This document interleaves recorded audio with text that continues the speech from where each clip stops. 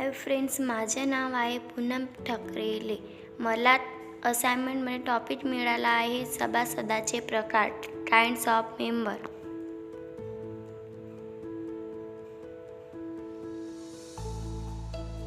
सभासदाचे प्रकार म्हणजे सामान्यपणे कंपनीचे भागधारक हे त्या कंपनीचे सभासद असतात आणि कंपनीच्या सभासदांनी भाग खरेदी केले असल्यामुळे ते भागधारक असतात. ही बाब याच प्रकरणात स्पष्ट करण्यात आली आहे. सर्वसामान्यपणे प्रत्येक अशी व्यक्ती जी एखादे करार करण्यास समर्थ असते ती कंपनीची सभासद होऊ शकते.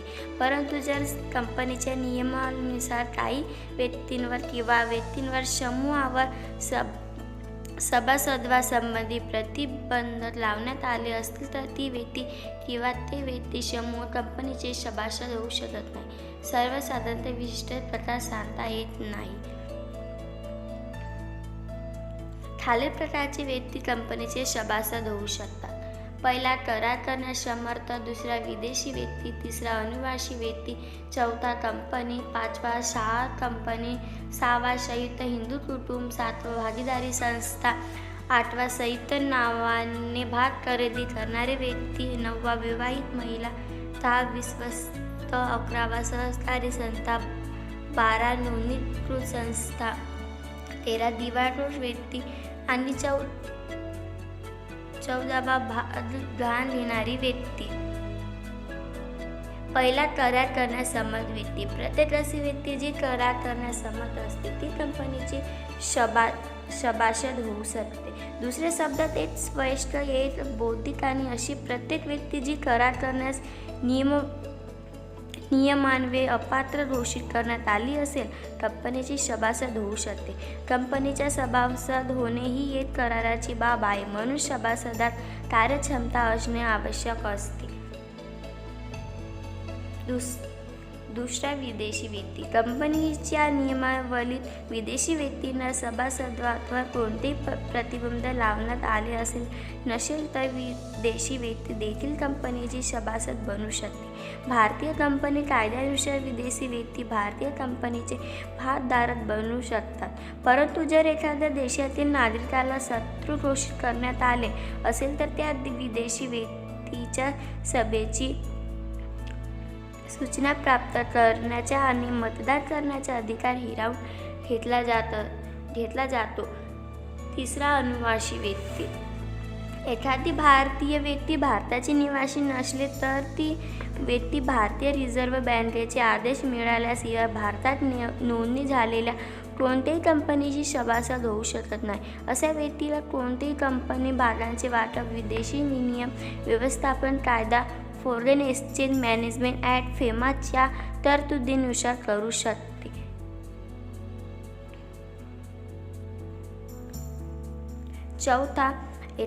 चौथा, कंपनी. एखाद्या कंपनीच्या घटनापत्रकावर व नियमावलीत तरतूद असल्यास कोणतीही कंपनी दुसऱ्या कंपनीचे भाग खरेदी करून सभासद बनू शकते. तसेच कोणतीही कंपनी दुसऱ्या कंपनीशी करार करूनही भाग खरेदी करू शकते. पाचवा, सहाय्यक कंपनी. कोणत्याही सहाय्यक कंपनीला त्याच्या सूत्रधारी कंपनीचे भाग वाटप केले जाऊ शकत नाही आणि हस्तांतरही केले जाऊ शकत नाही. त्यामुळे कोणतीही सहाय्यक कंपनी आपल्या सूत्रधारी कंपनीचे सभासद होऊ शकत नाही. मात्र त्यातील अपवादात्मक परिस्थितीत एक सहाय्यक कंपनी आपल्या सूत्रधारी कंपनीचे सभासद होऊ शकते. जेव्हा सहाय्यक कंपनी एखाद्या मृत भागधारकाची कायदेशीर प्रतिनिधी असेल, जेव्हा सहाय्यक कंपनी सूत्रधारी कंपनीच्या भागांची विश्वस्त असेल, जेव्हा एखादी सहाय्यक कंपनी हा कायदा लागू होण्यापूर्वीपासूनच आपल्या सूत्रधारी कंपनीची सभासद असेल. सहावा, संयुक्त हिंदू कुटुंब. प्रत्येक संयुक्त हिंदू कुटुंबाचा प्रमुख आपल्या नावाने कोणत्याही कंपनीचे भाग खरेदी करू शकतो. तो त्या कंपनीचा सभासद होऊ शकतो आणि सभासद पुस्तिकेत त्याचे नाव संयुक्त हिंदू कुटुंबात प्रमुख म्हणूनच लिहिले जाईल.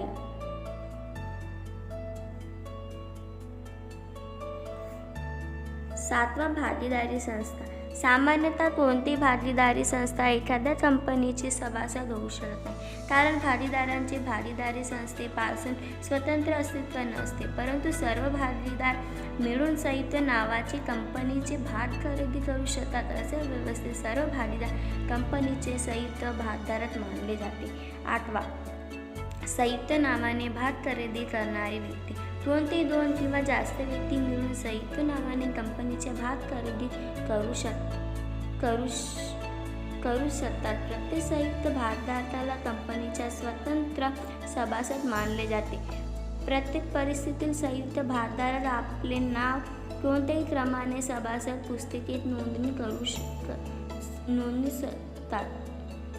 शकतात. फक्त ज्या सभासदाचे नाव सर्वात आधी असेल त्याला सर्वांतर्फे सभेत मतदान करण्याचा व इतर अधिकार प्राप्त होतील. प्रथम क्रमांकावर असलेल्या संयुक्त भागधारकाला मृत्यूनंतर हे अधिकार दुसऱ्या संयुक्त भागधारकाला प्राप्त होतील. हीच स्थिती पती पत्नी संयुक्त भागधारक असताना असते. प्रथम संयुक्त भागधारकाच्या मृत्यूच्या स्थितीत त्याच्या उत्तराधारी संयुक्त भागधारकाला सर्व अधिकार प्राप्त होतील. 9वा, विवाहित महिला. कोणतीही विवाहित महिला आपल्या खाजगी संपत्तीतून कंपनीचे भाग खरेदी करत असले तरी ती कंपनीची भागधारक आणि सभासद बनू शकते. 10वा आहे विश्वस्त. जेव्हा एखादी विश्वस्त दुसऱ्या व्यक्तीतर्फे कंपनीचे भाग स्वतःच्या नावाने खरेदी करीत असेल तर तीच विश्वस्त कंपनीची सभासद मानली जाते. ज्या व्यक्तीतर्फे भाग खरेदी केली जाते कंपनी त्याला सभासद मानत नाही आणि सभासदाच्या स्वरूपात त्याला जबाबदारी मानता येत नाही. सभासद पुस्तिकेत फक्त विश्वस्त भागधारकाचे नाव लिहिले जाते, त्याबद्दलचा कोणताही उल्लेख केला जात नाही. 11वा, सहकारी संस्था. कोणतीही पंजीकृत सहकारी संस्था जिचे अस्तित्व आपल्या सभासदापासून वेगळे असेल कंपनीची सभासद होऊ शकते. त्यासाठी संस्थेच्या नियमात तरतूद असली पाहिजे. 12वा, नोंदणीकृत संस्था. कोणती नोंदणीकृत संस्था सोसायटी रजिस्ट्रेशन ॲक्ट 1860च्या अधीन कोणत्याही कंपनीचे भाग खरेदी करू शकते व सभासद बनू शकते, परंतु संस्थेच्या नियमात अशा प्रकारची तरतूद असली पाहिजे. 13वा, दिवाळखोर व्यक्ती. कोणती दिवाळखोर व्यक्ती जोपर्यंत तिचे नाव कंपनीच्या सभासद पुस्तिकेत लिहिले आहे कंपनीची सभासद असू शकते, परंतु त्याचे हित शासकीय प्राप्ताला हस्तांतरित होतात. 14, भागधारक घेणारे व्यक्ती. Mortgage of shares. जर एखाद्या व्यक्तीने कंपनीला त्याच्या भागांना गहाण ठेवून कर्ज दिले असेल तर त्या अवस्थेत कर्जदाता धनको त्या भागांचा भागधारी आणि कंपनीचा सभासद मानला जातो. थँक्यू. हाय, माझे नाव भारती बांगरे आहे. मी BCom फर्स्ट इयरची स्टुडंट आहे. तर आज आपण पाहणार आहोत प्रमंडळाचे सदस्यत्व मिळवण्याच्या काही पद्धती. प्रमंडळाचे सदस्यत्व मिळवण्याच्या काही पद्धती आहेत, त्या म्हणजे पुढील प्रमाणे. तर पहिली पद्धत म्हणजे घटनापत्रकावर सही करून आपण कंपनीचे सदस्यत्व प्राप्त करू शकतो. कंपनीची नोंदणी होण्यापूर्वी नोंदणी अधिकाऱ्याकडे पाठवण्यात येणाऱ्या घटनापत्रकावर ज्या व्यक्ती स्वाक्षरी करतात त्या आपोआपच कंपनीच्या अस्तित्वात आल्यावर कंपनीचे सदस्य बनतात. मग त्यांनी भाग घेतले असेल किंवा नसेल तरी त्यांना कंपनीचे सदस्य मानले जाईल, कारण त्यांनी आधीच कंपनीच्या घटनापत्रकावर स्वाक्षरी केली असते आणि म्हणून ते कंपनी अस्तित्वात आल्यावर कंपनीचे सदस्य बनतात. सेकंड पॉईंट आहे प्रार्थनापत्राद्वारे. प्रमंडळाने निर्गमित केलेले भाग घेण्यासाठी ते प्रार्थनापत्र आल्यानंतर त्यावर भाग वाटप करण्यात येतात आणि भागांचे वाटप केल्यानंतर जे संबंधित व्यक्तींचे नाव सदस्य पुस्तिकेत नोंदले गेले असते ती व्यक्ती कंपनीचे सदस्य बनते आणि सदस्याचा अधिकारसुद्धा उपभोगू शकते. तिसरा पॉईंट आहे भाग हस्तांतरणाने. जे मूळ भागधारक असतात ज्यांच्या नावाने आपण आपले भाग प्रमाणपत्र हस्तांतरित करतो त्याचे नाव कंपनी आपल्या सदस्य पुस्तिकेत समाविष्ट करते. मात्र असे हस्तांतरण वैध आणि कार्यविधीतून म्हणजेच योग्य प्रकारची कारवाई करून पूर्ण झाले पाहिजे. सदस्य पुस्तिकेत अशी नोंद होताच जो हस्तांतरित असतो त्याला कंपनीचे सदस्याचे अधिकार प्राप्त होतात. चौथा पॉईंट आहे भाग हस्तांकनाने. समजा एखाद्या वेळी भागधारकाची मृत्यू झाली किंवा तो दिवाळखोर झाला किंवा समजा तो वेडा झाला असेल, म्हणजेच त्याचे मानसिक संतुलन बिघडले असेल, अशा परिस्थितीत जर भागांचे हस्तांकन होत असेल तर ज्या व्यक्तीच्या नावाने भागांचे हस्तांकन होत असेल किंवा झाले असेल तर त्या व्यक्तीला त्या भागांची कायदेशीर मालकी प्राप्त होते. त्यामुळे प्रमंडळाच्या सदस्य पुस्तिकेत अशा व्यक्तीचे नाव नोंदविले जाऊन ती व्यक्ती प्रमंडळाची सदस्य होती.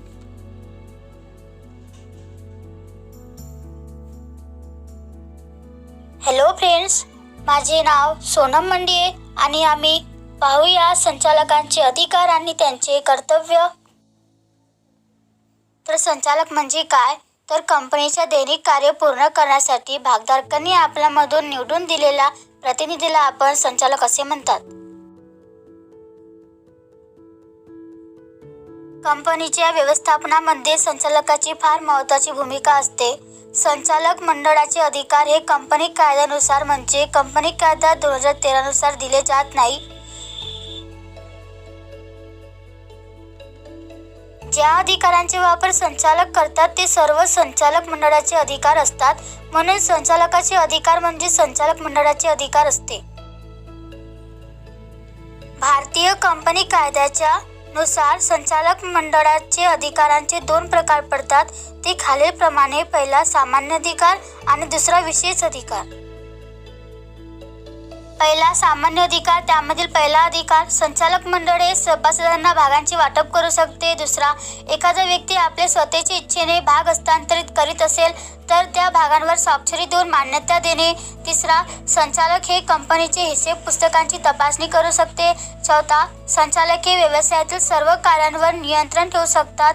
पाचवा, कंपनीच्या व्यवस्थापनामध्ये सुद्धा भाग घेण्याचा अधिकार असतो. सहावा, भागांचे पूर्ण दर्शनी मूल्य प्राप्त न झाल्यावर त्यांचे अपहरण करून त्या भागांना पुन्हा विक्रीस काढण्याचे अधिकार सुद्धा संचालक मंडळाला असते. दुसरा अधिकार, विशेष अधिकार म्हणजे विशिष्ट अधिकार. पहिला, कंपनीच्या संचालक मंडळात संचालकासाठी रिकामी जागा असेल तर ती जागा भरण्यासाठी संचालकांना संचालकाची नेमणूक करण्याचा सुद्धा अधिकार असतो. दुसरा, कर्जरोखे विक्रीस काढण्याचा अधिकार असतो. जर कंपनीला भांडवलाची आवश्यकता असेल तर इतर मार्गांनी म्हणजे समहक्क भाग, अकरक्क भाग, कर्जरोखे या माध्यमांनी भांडवल उभारू शकतो. तिसरा, संचालक मंडळ आपले अधिकार सभेत प्रस्ताव ठेवून हस्तांतरित करू शकतात. चौथा, इतर कंपनीत कार्य केलेल्या संचालकांची व व्यवस्थापकाची नियुक्ती आपल्या कंपनीत संचालक करू शकते. सहावा, कंपनीचा व्यवसाय चालविण्याचा, त्यांचा कारभार पाहण्याचा सुद्धा अधिकार संचालकांना असतो. सातवा, भागांच्या हस्तांतरणाला आणि हस्तांकनास मान्यता देण्याचा अधिकार सुद्धा संचालकांना असतो. संचालकांना लाभांशाची घोषणा करण्याचा अधिकार सुद्धा असतो. त्याचबरोबर कंपनीच्या कार्यालयासाठी कर्मचाऱ्यांची नियुक्ती करण्याचा सुद्धा अधिकार असतो. आता आपण पाहू संचालकांचे कर्तव्य, ड्युटीज ऑफ डायरेक्टर्स.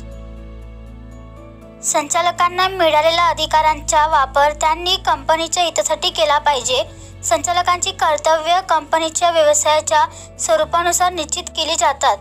ते खालीलप्रमाणे: कर्तव्य पहिला, कंपनीच्या माहितीपत्रक तयार करून ते प्रसिद्ध करणे तसेच त्यात असत्य विवरणे नाही याची काळजी घेणे. दुसरा, माहितीपत्रकाची सत्यता तपासल्यानंतर त्यावर स्वाक्षरी करणे. तिसरा, प्रारंभन प्रमाणपत्र मिळविण्यासाठी सर्व अटींची पूर्तता झाल्याची घोषणा करणे. चौथा, नोंदणी अधिकाऱ्यांकडे कंपनीची वार्षिक खाती व विवरणे पाठविण्यापूर्वी त्यावर स्वाक्षरी करणे. पाचवा, लाभांशाची घोषणा करणे. सहावा, वार्षिक साधारण सभेचे आयोजन करणे आणि अशा सभेत संचालकांचा वार्षिक अहवाल आणि वार्षिक खाती स्पष्ट करणे. सातवा, कंपनीच्या भागांचे वाटप झाल्यावर त्याची माहिती नोंदणी अधिकाऱ्यांकडे काळजीने पाठविणे. तर असे आणखी काही कर्तव्यांचे पालन संचालन करीत असतात. तर इथंच माझे बोलणे संपले असे मी जाहीर करते. थँक्यू.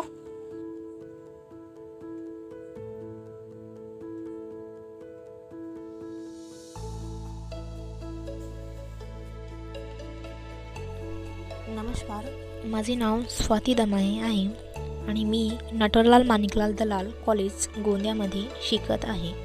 माझं class BCom first sem Marathi medium आहे आणि माझं सब्जेक्ट कंपनी लॉ आहे. तर आज आपण कंपनी लॉमध्ये टाईप्स ऑफ डायरेक्टर पाहणार आहोत. टाईप्स ऑफ डायरेक्टर पाहण्याच्या अगोदर आम्ही डायरेक्टर म्हणजेच काय हे जाणून घेऊया. डायरेक्टर म्हणजे एक अशा व्यक्ती जो कोणत्याही कंपनी किंवा संस्थेला चालवतात, त्याला आपण डायरेक्टर असे म्हणतो. तर आपण टाईप्स ऑफ डायरेक्टरमधून पहिला टाईप्स पाहणार आहोत. लहान भागधारक संचालक म्हणजेच स्मॉल शेअरहोल्डर डायरेक्टर. सूचीबद्ध कंपनीमध्ये लहान शेअरहोल्डराद्वारे निवडलेला एक डायरेक्टर असू शकते. 1000 पेक्षा कमी शेअरहोल्डर किंवा एकूण शेअरहोल्डराच्या 1/10 भागधारकांची नियुक्ती करू शकते. जे कमी असेल त्यामध्ये एक लहान भागधारक संचालक असेल, जे लहान भागधारक म्हणून निवडला जाईल. म्हणजेच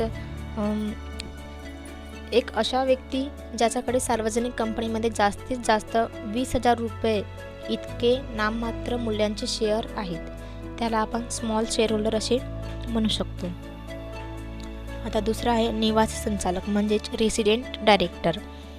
कंपनी कायद्या 2013च्या कलम 149 नुसार प्रत्येक कंपनीने मागील कॅलेंडर वर्षात एकूण 182 दिवसापेक्षा कमीत कालावधीत भारतात राहिलेल्या एक संचालकाकडे असेल, त्याला आपण निवासी संचालक असे म्हणू. तिसरा आहे स्वतंत्र संचालक म्हणजेच इंडिपेंडेंट डायरेक्टर. कलम 149 नुसार कंपनीच्या संबंधित स्वतंत्र संचालक म्हणजेच व्यवस्थापकीय संचालक, पूर्णवेळ संचालक किंवा नामनिर्देशित संचालन व्यतिरिक्त संचालक, ज्या कंपनींना स्वतंत्र संचालक नियुक्त करावे लागतील. कंपनी नियुक्त आणि संचालकाची पात्रता नियम 2013च्या नियम 4 नुसार खालील श्रेणीत कंपनींना किमान 2 स्वतंत्र संचालक नियुक्त करावे लागतील. ए. पेड अप शेअर कॅपिटल असलेल्या सार्वजनिक कंपनी रुपये 10 कोटी किंवा त्याहून अधिक. बी. उलाढाल असलेल्या सार्वजनिक कंपनी रुपये 100 कोटी किंवा त्याहून अधिक. सी. सार्वजनिक कंपनीकडे एकूण थकीत कर्जे, डिबेंचर आणि ठेवी रुपये 50 कोटी किंवा त्याहून अधिक. इंडिपेंडेंट डायरेक्टर म्हणजे जे डायरेक्टर कंपनीवर अवलंबून राहत नाही आणि मॅनेजमेंटवर सुद्धा अवलंबून राहत नाही, त्याला आपण इंडिपेंडेंट डायरेक्टर म्हणतो. आणि ते ऑलवेज नॉन एक्झिक्युटिव्ह डायरेक्टर राहतात आणि ते फक्त पब्लिक कंपनीवर अवलंबून राहतात, त्याला आपण इंडिपेंडेंट डायरेक्टर असे म्हणू शकतो. आता चौथा आहे महिला संचालक म्हणजेच वुमेन डायरेक्टर. महिला संचालक म्हणजे कलम 149 नुसार दुसऱ्या तरतुदीनुसार कंपनीच्या काही श्रेणीमध्ये किमान एक महिला संचालक मंडळावर असणे आवश्यक आहे. अशा कंपन्या कोणत्याही सूचीबद्ध कंपनी आहे आणि कोणतीही सार्वजनिक कंपनी आहे. पेड अप कॅपिटल रुपये 100 कोटी किंवा अधिक किंवा रुची उलाढाल 300 कोटी किंवा त्याहून अधिक. तर हे 4 टाईप्स आहेत डायरेक्टर्सची. धन्यवाद.